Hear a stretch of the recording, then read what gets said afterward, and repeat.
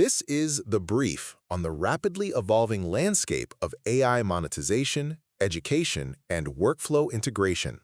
So you've got the big players, OpenAI, Google, and Anthropic.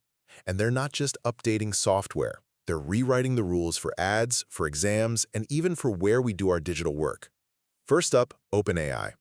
Word is they're prepping ads for ChatGPT at a shocking $60 per thousand views.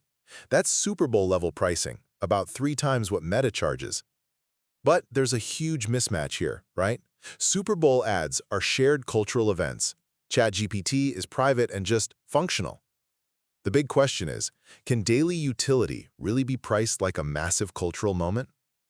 Second, while OpenAI chases ad money, Google is shaking up education. They're positioning their AI, Gemini, as a free, always-on private tutor.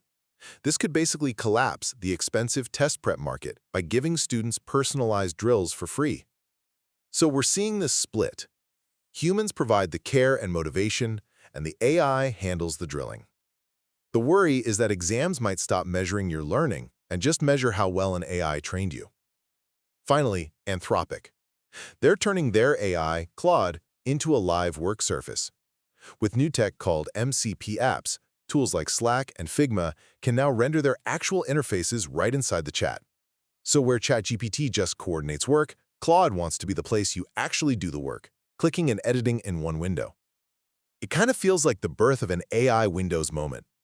So we have to ask, is AI just staying a tool, or is it becoming the main destination where our attention, our learning, and our labor all live?